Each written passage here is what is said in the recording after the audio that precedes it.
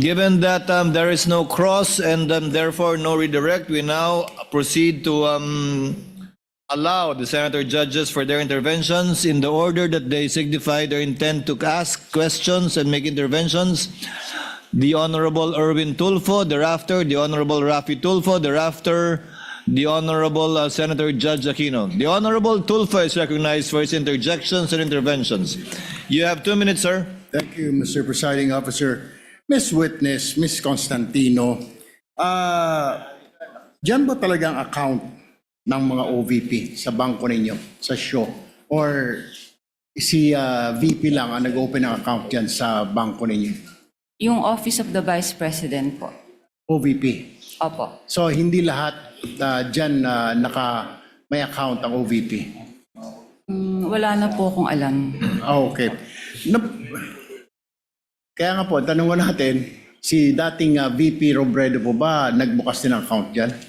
Actually po, na-transfer lang po sa amin ang MDS account po ng Office of the Vice President noong pong September 2022 nung lumipat po sila ng kanilang office address sa Pioneer, Mandaluyong. Okay. Normal po ba na ganito kalaki ang wini-withdraw ng isang government agency? Is this normal? Nakakita ka na ba nito ng other government agencies na ganito kalaki ang withdrawal? Wala po, unusual po ito. Unusual yung withdrawal. So therefore, kung unusual, Madam Witness, hindi mo kayo nagtanong man lang, para saan po ba kayo ito? Kasi alam ko sa bangko po, nagtatanong. Ako po, nagbabangko ko sa pribado. Natatanong po yung staff ko, para saan ba gagamitin ni Sir ito, ni Sir? Hindi na ba ninyo tinatanong? Kasi po may advice naman po siya. So, kumbaga dumaan naman po ito sa proseso nila.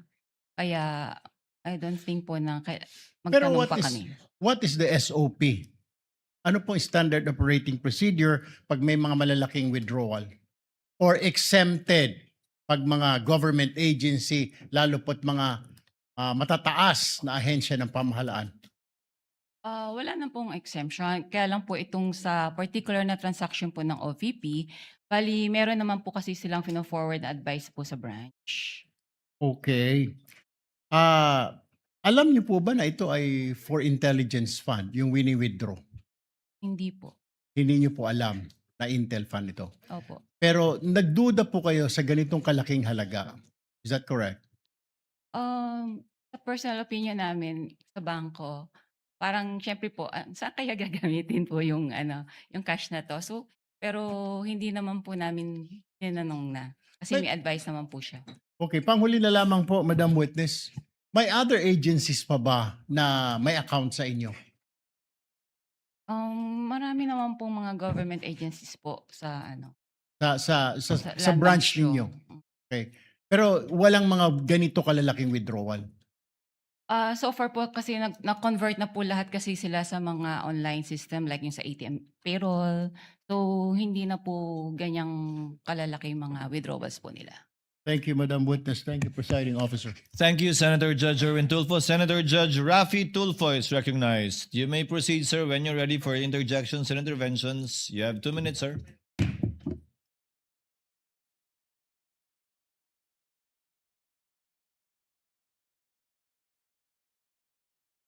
Madam Witness, magandang umaga po. Magandang umaga rin po. Hindi masyado klaro sa amin yung sinabi mong mga bag ang pinaglagyan nitong 125 million. Anong klaseng bag muli? Sa pagkakaalala ko po, ito po isang mahabang bag na Mahaba. parang dinescribe ko nga po as Duffel like bag? Gym bag? gym bag po. Iba po kasi Gym yung bag. duffel bag sa bangko. So gym bag ano kalaking?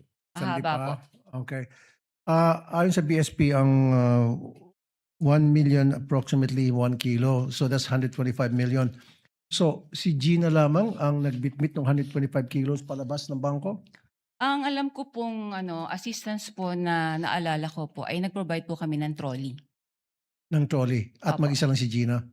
May kasama po sila eh. Hindi ko lang po ma-recall. So ilang duffel bag po ulit? Mga 3 to 4 bags po. I mean, so 3 to 4 yung sa 125 Gym bags. million. Gym bags. Dapat sigurado, 3, 4, 5, 6, 7, 8, 10. Ah, Kasi kung 125 million at 3 gym bag, yung gym bag, ano lang kalaki yun. Mukhang hindi Mahaba mahaba. Kakasya ba dyan 125 kilos? hmm, Baka nagkakamali kayo. mga 3 to 4 bags nga po. Dapat precise po kayo. Dapat Ah. ginadjot daw nyo yan bago paglabas. 3 bags ang lumabas, ang pinaglagyan. Hindi na ng- po namin yan, ano po. Okay, sige. Pero dapat you should be approximate, precise kasi we're talking of impeachment of the Vice President dito. Hindi dapat yung parang kalkulasyon lamang. As much as possible. Opo, mga gano'n, 4 bags. Okay. 4 bags. Now, wala bang, kasi alam ko pag ganun kalaki amount, kuminsan yung bangko nag-offer doon sa depositor na i-deliver yung pera sa lugar na gusto nilang pupuntahan ng perang yon through the what we call armored car or armored vehicle. Hindi kayo nag-provide na ganoon? Hindi po. Wala po kasi kaming memorandum of agreement regarding po sa services, cash services po, or cash delivery. So hindi nag-request yung OVP ng cash delivery through armored vehicle papunta doon sa back Wala to their po, office. Okay. Curious lang ako, sino itong, meron pa isang pangalan na kapirma sa baba ng cheque, itong Rosaline L. Sanchez. Pagkakala mo. Kasi di ba sa baba, nakalagay Rosaline Sanchez and then Lemuel Ortonio, signatory doon sa pag-release ng cheque. Who are they? Authorized signatory po. Isa po siya sa authorized signatories po ng Office of the Vice President. Si Rosaline Sanchez, sino po ito? Ah, Sa siya, pagkakalam niyo po, ang alam ko po siya po yung sa finance. sa finance. Okay, nabanggit niyo rin po prior doon sa withdrawal, you're given 1 or 2 days para makapag-prepare ng cash. Sino po ulit tumatawag sa inyo? Si Miss Queenie Masangkay po. Paano niyo po nalaman na si Miss Queenie Masangkay yung tumatawag sa inyo? Na-meet ko na rin po siya sa branch nung pong nag-open po sila ng MDS account po. Last na naman, usually pag ganun kalaking amount ang withdraw, sinisiguro nyo na yung pupunta doon sa bangko, yun yung authorized na mag-withdraw talaga ng amount ng perang yan. Kadalasan tinatawagan pa yung principal. Wala kayong ganung klaseng protocol in place? Wala na po kasi may advice na po siya. Wala na. May advice na sige po siya. May pera na, okay. Bago po yung bell, Senator Judge Rafi. Next to be recognized for his interjections would be Senator Bam Aquino. You have 2 minutes, sir. Maraming May salamat, proceed when you're Mr. ready. Presiding Officer. Miss Violeta, magandang umaga. Magandang umaga din po. Kaklaruin ko lang po, yung cheque ay mula po kanino? Mula po Itong- sa Office of the Vice President. Hindi po, dyan po napunta yung pondo, no? But kanino po, anong account galing po yung perang yan? Sa Office of the Vice President nga po. Because it was already downloaded to the Office of the Vice President from the Treasury. Is that Opo. correct? Opo. Okay. So this is OVP funds na napunta kay Miss Gina Acosta na SDO po nila. Tama po. Basta po yung si Miss Gina, yung payee po ng cheque. Yung pay. Okay.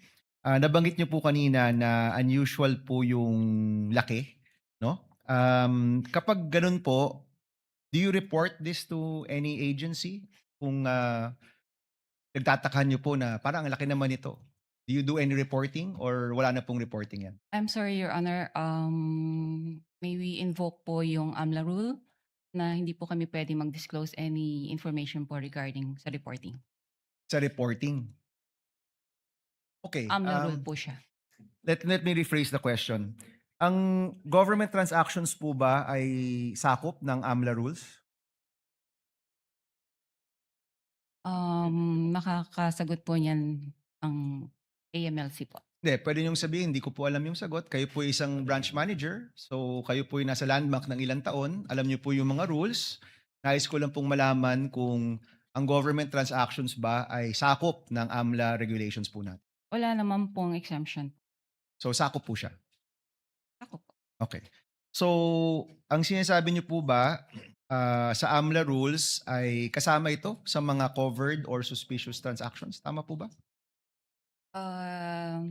Nga po. So, I invoke po na mag-prohibit po ako magsabi po nito. Okay, let me rephrase. I'm sorry, for me, these are simple questions, no? Regulations lang po ito. So ulitin ko, sakop ang government transactions sa AMLA regulations, correct? Yes. Lahat. Yes. At ano po ba yung rules natin pagdating sa pagre-report sa AMLA? Above a certain amount? Tama po ba? Opo. Opo. Magkano po yung limit? Kapag above, what amount po yan? More than 500,000. Any amount above 500,000, whether private po o gobyerno, nire-report niyo po sa AMLA. Posted po. Okay. Yan yung covered o yan yung suspicious? Yung over 500,000. Magkaiba po yun, Covered di ba? po. Okay. Yung suspicious po, ano po yung regulasyon kapag nagsasabit po kayo ng suspicious transaction? Ano po yung batayan? Bakit ang isang transaction ay suspicious? Kung sa tingin po namin ay doubtful po yung transaction. Pero for this particular po, hindi naman po kami nag-doubt kasi alam namin po na legit po yung transaction. Okay, klaklaruin ko Kanina po, sabi nyo personally, meron kayong pagdududa, pero officially, hindi po kayo nag-report na suspicious transaction po ito. Wala po akong sinabing may pagdududa. Kanina, sabi nyo, nung nagtanong si Senator Tulfo, sabi nyo personal Unusual lang. po ang nasabi ko po. Okay. So kahit at sa tingin po nyo, unusual ito, hindi nyo po ito ni-report bilang suspicious transaction. Ayoko, hindi po pwede magsabi po na na nag-report po kami dahil nga po i-invoke po yung AMLA law. Okay. So covered, definitely, kasi it's above 500,000. Pero yung suspicious transaction, ayaw nyo pong sabihin dahil covered po ito ng AMLA law. Kasi para sa amin naman po ay talagang hindi naman po siya suspicious. Okay. Sige po. Sige po, yun na po muna. Maraming salamat, Mr. Presiding Officer. Thank you, Senator Bam Aquino. You may avail of the second round, if at all, Senator Aquino. Senator Judge Alan Cayetano is recognized. Thereafter, Senator Judge Joel Villanueva. You have 2 minutes. I'm sorry, after Senator Alan, Senator Risa. Thereafter, Senator Judge Joel Villanueva. You have 2 minutes, sir. Magandang umaga, Madam Witness. Welcome to the Senate. Maganda. Most of my questions na tanong naman ni Senator Erwin. I just like to ask, but you're familiar with the concept of confidential or discretionary funds? Or hindi? In government parlance? Wala po kang Okay. alam. No, kasi kung hindi ka familiar, whether that agency has 50 million discretionary funds or let's say if you were the manager sa OP and they had, I don't know how much now, 10 billion, you won't find it unusual kung 500 million, 250, 1 billion. Kasi nga usual means parate, unusual means bakit ganito kalaki, no? Because when I was in the DFA, there was a big storm and I've never dealt with Land Bank directly except for my personal account as sa sweldo ko as DFA Secretary. But the President asked us, what can each agency do? So my staff then, si Yusek Ariola said, Sir, maraming ma-stuck sa mga ports, airport at seaport. May isa tayong fund. Kung OFW sila, pwede tayong magbigay. So I think we had to withdraw 50 or 100 million. At sinabi ng branch manager, wala. And then it was a Friday. So I had to call the president of Land Bank and say, sir, basta stranded, hindi. And then they sent over 50 or 100 million. So my point is, just because it's unusual, it doesn't mean it's illegal or whatever. Tama po ba? Wala naman pong illegal doon sa encashment po. Because nga, may difference when it's a private account. So it's a private account and they don't usually, let's say, someone has a private account, commercial or private, meaning business or personal niya, they always withdraw 50,000, 100,000. It's theoretical, so hindi to covered ng bank secrecy law. Suddenly, we withdraw ng 3 million, minsan nagtatanong, di ba? Dahil know your customer, di ba? Ganon din sa deposit. I'll just finish this line. Ganon din sa deposit, di ba? So, kung sweldo ko 30,000, every time nagde-deposit ako 30,000. Biglang magde-deposit ako 2 million, tatanungin ako, sir, saan galing to? Right? Correct. Pero pag government, as long as you're dealing with the people you identified with, so whether that's DPWH, whether that's DOTR, basta't everything's in order, magtataka ka lang pag sobrang laki ng amount, but then you'll release it. No? Kindly Thank you. wind up, Yeah, Senator that's Judge all. Alan. Thank you. I was just clarifying that point. Thank you, Senator Judge Alan. Senator Judge Risa Ontiveros is recognized. You may proceed, ma'am. When you're ready, you have 2 minutes.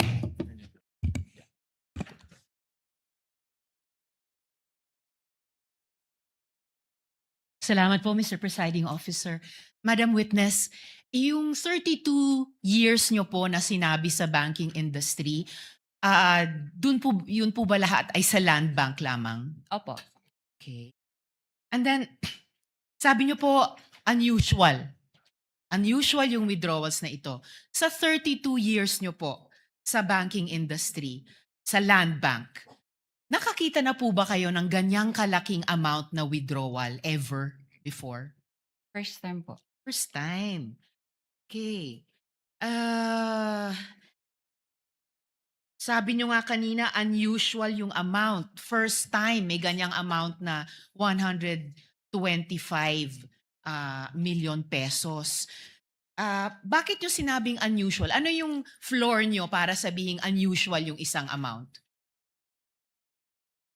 Usually po kasi kaya naging unusual para sa akin kasi cash po siyang kinukuha. Mhm. Sa other, ano naman po is, kumbaga nag-issue po sila ng mga cheque sa, yung disbursement po nila. By checks po, hindi po cash. Okay.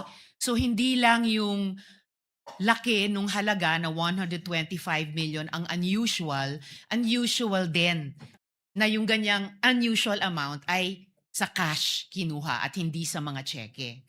Opo. Okay.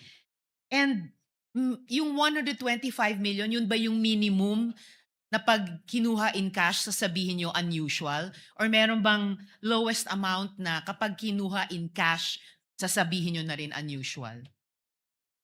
Pwede naman po naming sabihin na unusual. Let's say kung over, let's say 500,000 na po siya. Over 500,000. Kasi yun, Kung over 500,000 kinuha in cash, sasabihin nyo unusual. for that particular, let's say po yung kliyente, yung Yes. mga ganun po. Opo. For the particular client. Ito, hindi lang 500,000, 125 million. So, 250 times mas unusual sa minimum amount na sasabihin yung unusual kung kinuha in cash. Depende po rin sa yung kliyente po. Depende sa kliyente. But kung sino mang kliyente aside, nasabi niyong unusual dahil 125 million na para po sa akin is 250 times yung 500,000 at hindi po in check, kundi in cash po kinuha.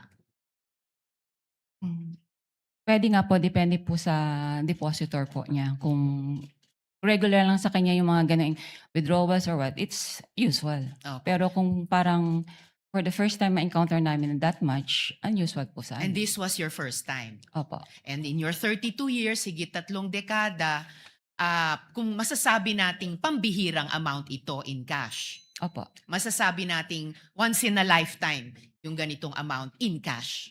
Pwede po. Pwede.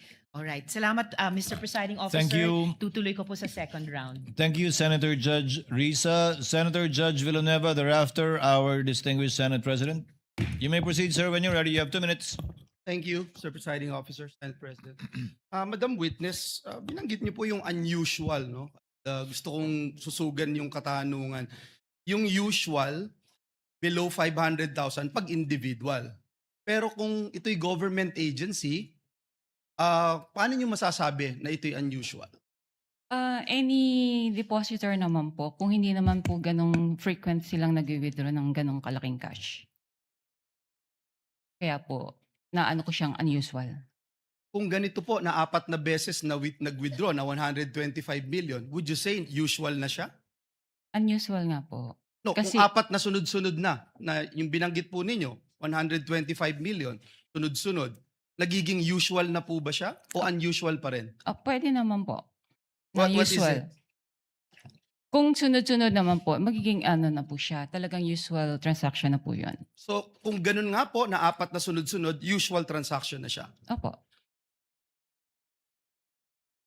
Madam Witness, as I understand, no, yung process, the BM would provide the funding, notice of cash allocation, and then the agency authorizes the disbursement. At kayo, for example, sa inyong bangko, sa land bank, bine-verify nyo lang at you pay the corresponding instruments. Is that correct? Opo. Bine-verify po yung pag-issue ng cheque po, yung mga signatories, payees, like that po. So bago po inilabas ang salapi o yung pera, ano-ano pong dokumento yung aktual na natatanggap po ninyo at inyong masusing sinusuri.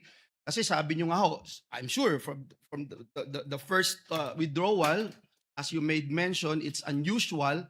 So ano yung mga talagang sinusuri po ninyo na dokumento bago nyo i-release ito? Supported naman po ito ng advice. So once po nakapasok na po sa system at funded naman po siya, okay na po sa amin yun. So yun lang po yung inyong chinecheck. Opo. And that's it, you release it right away. Yes, sir. And binanggit nyo ho kanina, hindi ito suspicious Para sa ano ko po, hindi po siya suspicious. at lahat po ay legitimate. Yes, sir. One last question that I'd like to ask.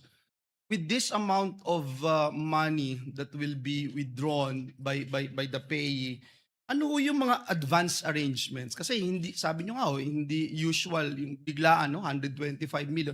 Ano yung mga advance arrangements na inihingi po ninyo o tinatawag po sa inyo bago mailabas po itong salapi na ito? How far in advance was Land Bank informed that these amounts of physical cash would be required for each transaction? Mga a day or two po, ni-inform po kami from the cash division po ng OVP na meron po silang ganong cash requirement. So sa amin naman po, pinoprocess naman po namin yung requirements nila bago po namin sila advise na available na po yung cash. So in sa 24 bank. hours, kaya na po. Pwede naman po. Salamat po. Maraming salamat. Thank you rin po. Thank you, Senator Judge Villanueva. The distinguished Senate President is recognized. You have 2 minutes for your interjection, sir. Thank you. Thank you, Mr. Presiding Officer. Good morning, Ms. Constantino. Sundan ko lang po yung natanong kanina ni Senator Risa. Your 32 years in Land Bank, hindi pa ho kayo nakakita ng withdrawal na ganito kalaking amount? 125 million. Tama Opo. po ba? Yes po, sir. Ano yung pinakamalaking nakita nyo ng withdrawal in cash? Hindi ko na po ma-recall. More or less kung lang. gaano. Mabigyan nyo kami. In cash. Siguro po Pinakamalaking nakita nyo na o na-experience nyo na in your mga 32. 500,000. 500,000. And next, ito na, 125 million. Yes, sir. Ang Shaw Boulevard, maraming negosyo dyan. No? So I assume maraming mga private companies dyan. May nakita na ba kayong cash withdrawal from a private company na ganito kalaki in the hundreds of millions? Mostly po mga cheque po yung ini-issue nila. Cheque? Meron Opo. bang mga cash withdrawal din? Yung mga sa private companies? Wala po. Wala, puro Checks. cheque lang ang ini. Opo. And then, nabanggit nyo kanina na 4 na beses pumunta sila Miss Acosta at si Mr. Ortonio sa inyo. Opo. Tama po ba? 4 na beses? Yes, sir. Nung nagwi-withdraw sila, meron ba kayong any casual talk kung saan gagamitin itong mga perang ito? Kasi sabi nyo nga kanina, unusual, ngayon lang kayo nakakita. Hindi ba nagkaroon kayo ng konting parang casual talk sa pangatlo o pang-4 na pagkita ninyo kung saan gagamitin tong perang to? Hindi ko na po ma-recall, Your Honor. I'm sure nag-uusap kayo, di ba? Yeah, brief talk. Brief talk, mayroon bang nasabi kung saan gagamitin itong perang ito? Hindi ko na nga po maalala. Sorry Ay, po. Hindi nyo na maalala. Okay. And then, kanina nasa tanong rin ni Senator Bam, typically, rini-report to sa AMLAC eh. Yung mga ganitong kalaking amount. Na-report nyo na ba? Na-report nyo ito? Hindi yung detalye. Ang tanong lang naman kung na-report yung ganitong kalaking cash withdrawal sa AMLAC. Ang alam ko po, ang Land Bank naman po ay compliant po sila sa when it comes to reporting po. So, nare-report siya. Compliant po kami doon. Alright. Thank you, Presiding Officer. Senator Judge Pangilinan is recognized. You may proceed, sir. You have 2 minutes when you're ready. Thank you. Magandang umaga. Umaga po. Unang-una, si Gina Acosta, kilala ninyong bilang Special Disbursing Officer. Tama? As payee po ng cheque. Hindi bilang Special Disbursing Officer. Hindi po.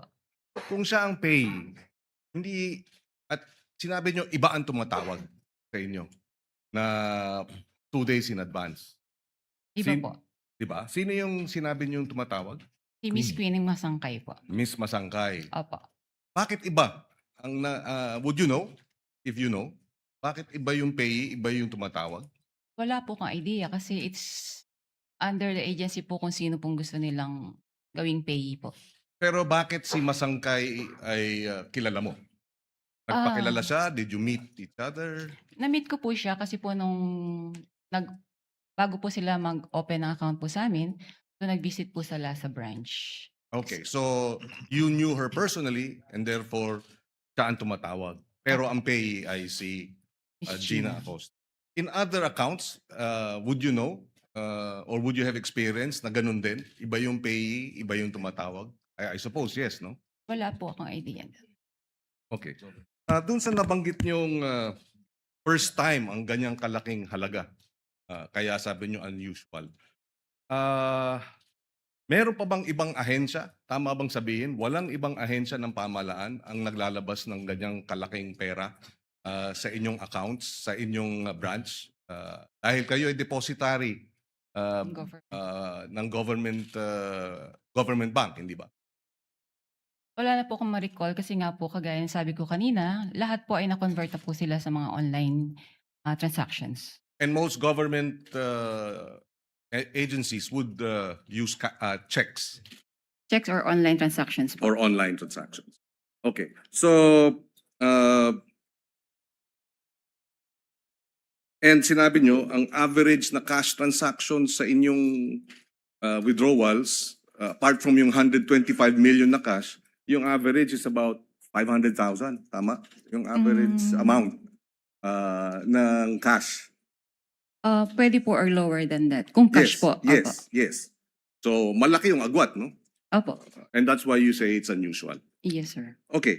I have no other questions, Mr. President, Presiding Officer. Just to manifest that earlier, the witness said that she's bound by the confidentiality rule under the AMLA law. But we take exception to that, but I understand that we will be tackling this matter in another article. We will not concede that you cannot disclose this information, this being the impeachment court. But it being, dahil ito'y itatakal sa ibang articles of incorporation, we will not pursue it at this time. I mean, the articles of impeachment rather. Is it Article 2? Then we will not insist and we will not push the issue at this time. For the record, Mr. Presiding Officer. Noted, but Chair would also like to place on the record that while indeed the court issued a subpoena vis-a-vis the AMLC, the provision of the law on the confidentiality with respect to bank officers are indeed provided for in the AMLC. That bank officers are those authorized to report both suspicious transactions and those exceeding 500,000 are not allowed to disclose whether or not they report. And thank you, Ms. Constantina, for being very cooperative and at the same time prudent with respect to your answers regarding the AMLC provision. Dahil kayo po yung madedemanda kung sakasakaling, hindi naman po kami. If there are no other, Senator Judge Aimee, before we go on a second round. Senator Judge Aimee, thereafter Senator Judge Erwin Tulfo for a second round, Senator Judge Ontiveros for a second round, and Senator Judge Rafi for a second round. Senator Aimee, you may proceed when you're ready, and you have 2 minutes, ma'am. Thank you very much, Presiding Judge. And this is a very simple question by way of information to the prosecution. During the Blue Ribbon Committee, a certain Jean Abaya was called as a resource person. As I recall, she was then the operations head of Landbank Shaw and assumed the position of department manager thereafter. I understand, of course, that the prosecution has the right to choose your witnesses. I am simply curious, bakit hindi pinatawag si Ms. Abaya na magtestigo ngayon, samantalang siya yung may personal knowledge ng encashment ng mga cheque na pinag-uusapan? Your Honor, The Honorable Chua may respond. thank you, Your Honor. Your Honor, at that time, when this check was encashed, Si Ma'am po, ang ating pong testigo, siya po ang branch manager. Hindi po si yung nabanggit po ninyo. Yes, alam ko na siya yung branch manager, pero yung operations head at that time, si Jean Abaya. As a matter of fact, she was even able to say that the entire amount of the checks was withdrawn each encashment. So, ang lumalabas doon sa House hearing, kung naaalala kong maigi, si Miss Abaya ang direktang nakipag-deal kay Miss Acosta, di ba? Your Honor, kung maririnig po natin yung kanyang salaysay, siya po kasi yung nakikipag-coordinate sa OBP. Siya In fact, nakikipag-coordinate or sino ang direktang nakikipag-usap kay Miss Abaya, kung ganon? Kay Miss Acosta, sorry. Hindi ba si Jean Abaya? Pwede po Yun ang akong sumagot. pagkaintindi ko doon sa House hearing eh. Pwede po akong sumagot. Yes, please. Si Jean Abaya po, siya po yung next in rank nung ako po ay branch Siya manager. yung- Next sorry. in my rank. Oo, yeah. Opo. Pero siya ba yung direktang nakipag-deal kay Miss Acosta ng DepEd? Ako po ang direktang sa OVP po.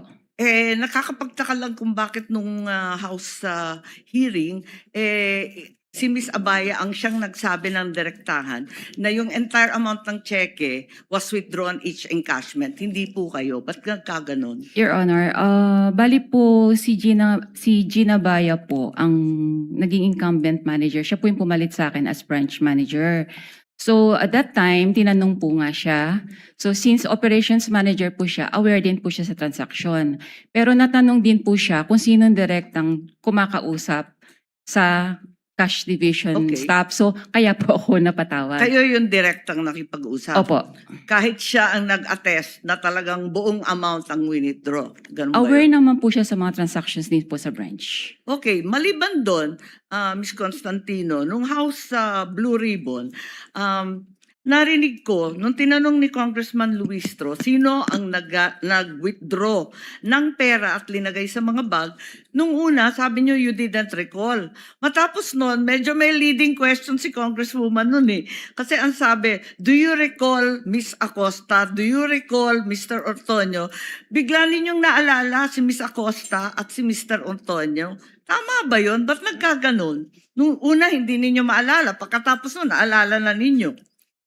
Pwede ko Ano po ba bang- talaga ang naaalala ninyo? Para klaro tayo. Pwede po ba nating balikan po kung yung transcript po talaga? Kasi baka po, mamaya, baka lang po, I'm sorry, may iba pong issue before.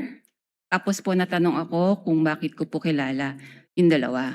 So baka po may iba Kasi pa nung pong una, story up behind. tinatanong kung nare-recall ninyo, sino naglagay ng pera sa mga bag? Sabi po ninyo na hindi ninyo maalala. Tama ba yun? Ang pagkakaalala Kindly ko po, wind up. ang pagkakaalala Honorable ko, Marcos. sorry po.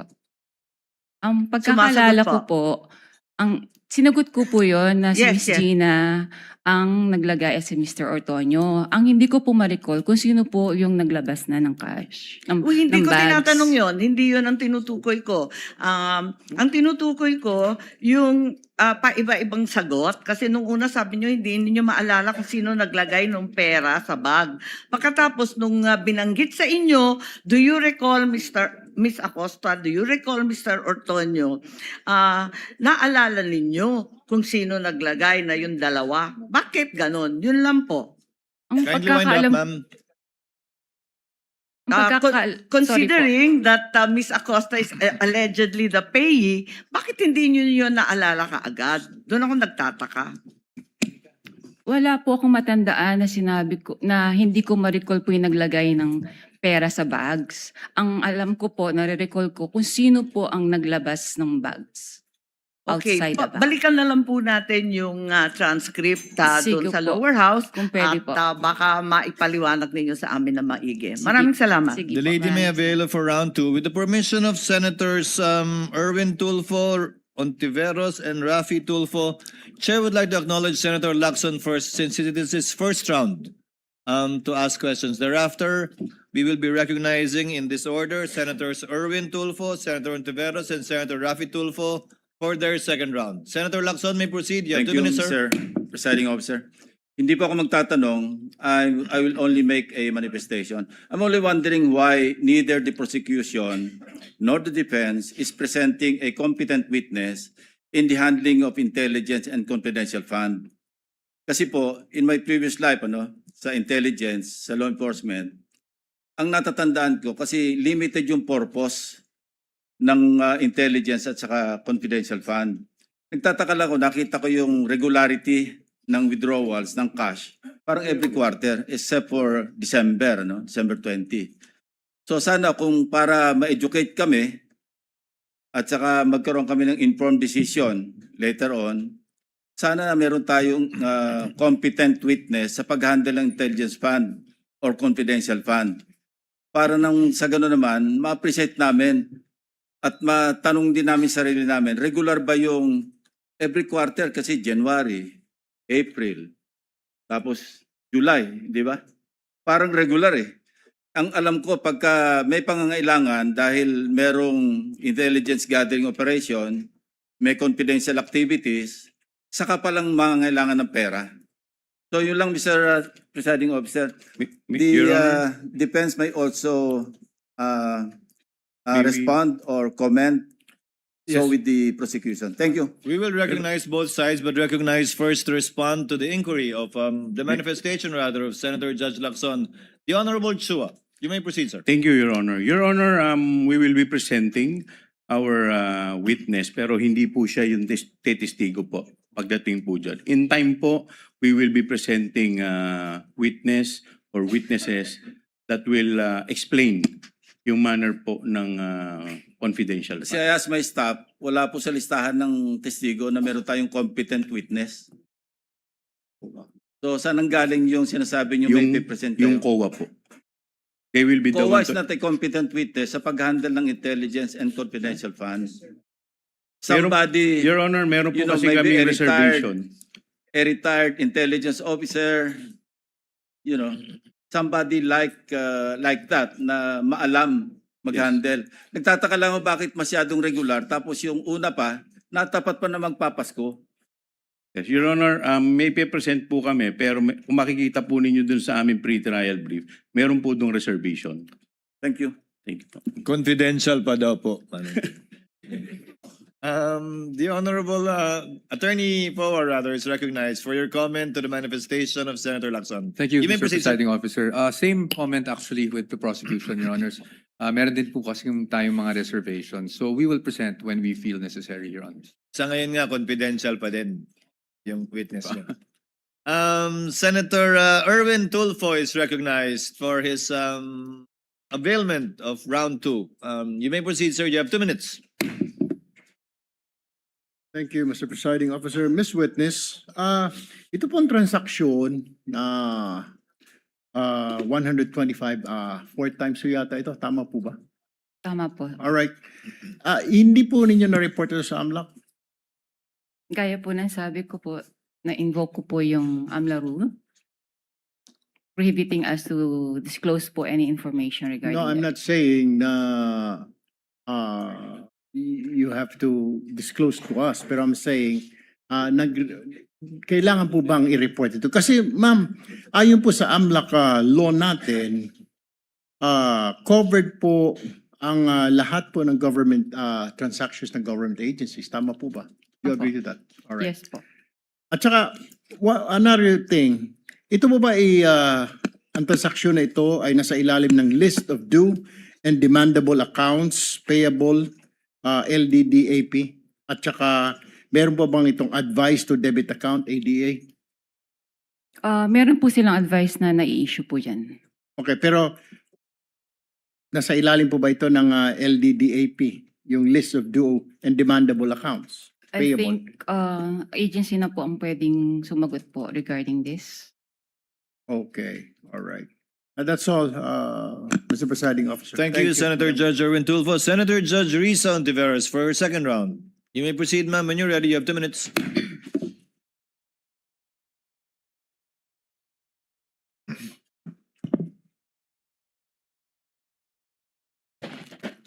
Salamat po, Mr. Presiding Officer.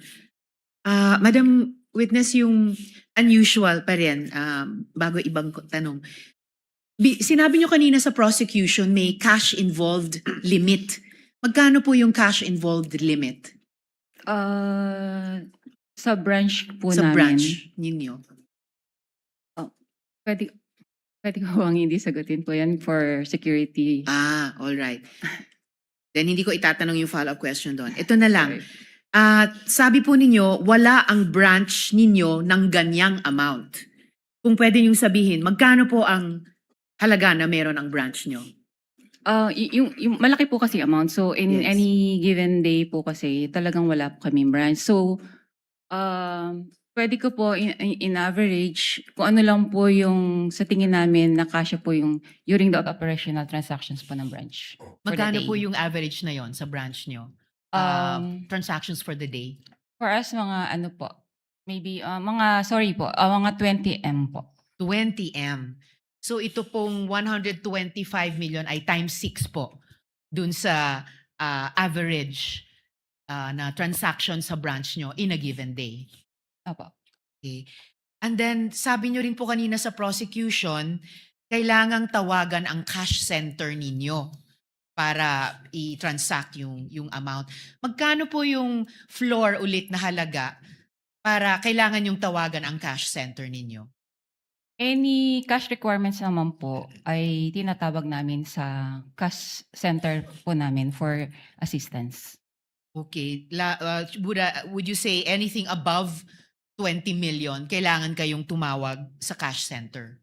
Kahit po less than, basta po requirement po namin sa branch for that day, the daily operations po namin.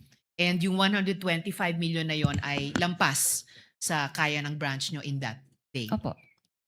Kaya unusual ang sinabi nyo kanina Opo. sa prosecution. Opo. Okay po. In total, kalahating bilyong piso in cash ang winidraw ng Office of the Vice President sa branch ninyo. Sa experience nyo po, karaniwan rin po bang mag-withdraw ang isang ahensya ng ganyang halaga, kalahating bilyong piso, in cash, sa loob lamang ng 8 buwan? Hindi ko po yun masasagot kasi yung agency po maybe ang dapat pong sumagot about it. Oh, pero para sa branch po ninyo, naranasan nyo na po ba in the higit 3 dekadang nagtrabaho kayo sa Land Bank na merong alinmang ahensyang nag-withdraw ng ganyang halaga, kalahating bilyong piso in cash sa loob lamang ng less than 3/4 of a year? Wala po akong ma-recall kasi mostly nga po ang sabi ko ay puro through online or ang transactions na po nila or cheque. At bilang branch manager, sinigurado nyo po ba na otorisado talaga ni Vice President yung pag-withdraw ng kalahating bilyong piso? Meron naman po kasi silang inisyong advice.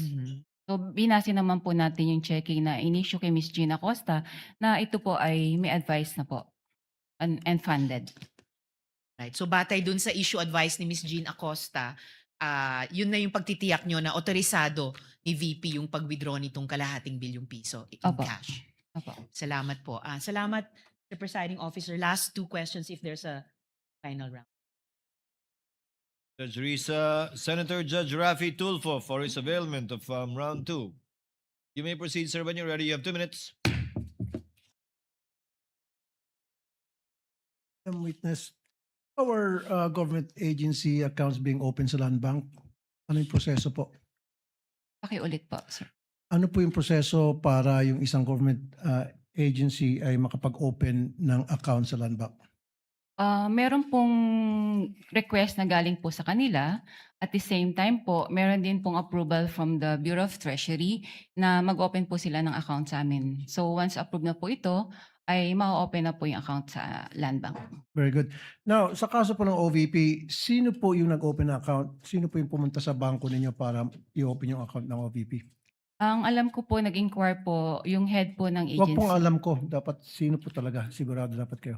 Yung head po ng cash division. Nila. Opo. Okay. Ano po yung mga presentang dokumento para magpapatunay na sila po authorized talaga na mag-open account on behalf of the OVP? Kaya po nasabi ko nga po kanina, yung pong request nila na mag-open account, At the same time, yung approval po ng Bureau of Treasury na sila po ay allowed po mag-open ng account sa amin. I don't know kung nasa niyo po yung question kanina. Sino po yung person na pumunta doon para magpresenta na ako'y from OBP at nagpakita ng dokumento at ako yung authorized person to represent the OBP for this account? Yung head po ng cash division po ng OVP. And what is her name again? Anong pangalan niya po? Hindi ko na po ma-recall yung head po. Yung isa po kasi staff niya po yun, Okay. si Miss Queenie. So pagdating niya po doon sa bangko, meron po siyang sigurado akong binabanggit ng mga taong point person na para pumunta sa bangko para mag-withdraw at sino yung mga signatories, etc. Tama? Pakiulit po ang tanong, Your Honor. Kasi po yung sa cash division, hindi mo na maalala ang pangalan ng tao ulit? Yung head ng cash division, hindi ko na po ma-recall. Okay, sige. Yung head ng cash division, pumunta doon ng open account. So doon nagkakaroon na agad ng arrangement para sabihin sa inyo na ang pwede lang mag-withdraw ay si ganito at kasama si ganito. Wala pong ganong arrangement. Wala. Wala pong ganon. O dapat mayroong arrangement para malaman ninyo kung sino yung point person ng OBP para tumawag sa inyo at sino kayo nagde-designate ng point person to coordinate from the OBP to the Land Bank. Yung po, sorry po, ang pagkaintindi ko po kung sino po yung inisyuhan nila ng cheque, ganun po ba? No, sino yung taong nagsasabi sa Land Bank na ito lamang ang recognize namin na tumawag at the day of the withdrawal at ito lamang ang pwedeng pumirma sa cheque, etc. etc. There has to be one person. As to authorized signatories po, aware naman po yung agency kung sino po yung mga authorized pumirma. Ngayon po, kung sino po yung... No, sorry. You're listening but you're not hearing me. Sino po yung tao na nagsabi sa Land Bank na, hey, Land Bank, ito lamang mga tao ang pwedeng kumontak sa inyo, ang pwedeng mag-withdraw, period. Sino yon? Ang pagkakalam ko po, yun pong sina Asik or Tonyo po. Sina Tsaka po Asik. sila po kasi yung officers po ng So did they OVP. go personally sa Land Bank or through telephone lamang? Sa pagkakaalala, written communication po So how sa did you amin. know na sila talaga yun nasa written communication? Nag-represent po sila ng mga IDs nila. Yung doon po sa pagkakaalala ko So po. they went to Land Bank personally? Yes. And then they presented documents to prove that they are that person? Opo. And Kasi, then go ahead. sorry po, pwede pong mag-butt Go ahead, in. ma'am. Bali po doon, sa pagkakaalala ko po, sa binibigyan ng dokumento, meron na rin pong photocopy ng mga IDs po nila. Okay. Thank you. Thank you, Madam Wit. Thank you, Senator Judge Tulfo. Senator Judge Pangilinan is recognized for his round 2 availment. You may proceed, sir, when you're ready. You have 2 minutes. Thank you. Yung cheque na winidraw o pinisenta sa inyo December 20, 2022, tama ang date? Opo, December 20, 2022. Kinuha yung pera on the same day, December 20. Opo. So, kung sabi nyo kanina unusual yung malaking halaga. Unusual din o usual ba yun? Yung ganung halaga, same day naka-date, same day din i-withdraw? Ganon? Bali nga po, Mabilis ba yun? may prior notice po sila, ang agency, na meron silang magkakaroon po sila ng ganong encashment. So as to 2 days date- before? Opo. So, yung pong December naman po kasi, pwede naman po nilang gawin yun on the same day. Kasi po, pag December, merong regulation naman po ang Bureau of Treasury. Kapag po December, hindi na po natin siya hinihintay ang 24 hours or to 48 hours na ano po. Yes, so Na but if grace you period. combine both, the huge amount, which is unusual, and the same day dated check Transaction. and the same day withdrawal, is that usual? So, tingin ko naman po, usual naman po siya. So the only thing unusual is that it is a huge amount, which you've never experienced in your Yes, 32 Your Honor. years. Opo. Okay. And so tinatawag sa'yo 2 days before kahit hindi pa handa yung cheque, in other words. No? Hindi ko na lang po Oh, alam kasi sa 2 side days- nila. Opo. 2 days before, oh yeah. Pero posible, no, na 2 days before, December 18, 17, hindi pa nahahanda yung cheque, pero ihahanda nila, pininotify na kayo. Opo. Okay. Maraming salamat. Thank you. Thank you, Senator Judge Pangilinan. Senator Judge Ontiveros, for the final round, for your last two questions, I believe, or no more? No more? If there are no other interventions or interjections from the Senator Judges, the presiding officer would like to excuse you already. Ma'am Violeta Constantino. Thank you very much, ma'am, for your time. Salamat po sa inyong kooperasyon. Magandang umaga po.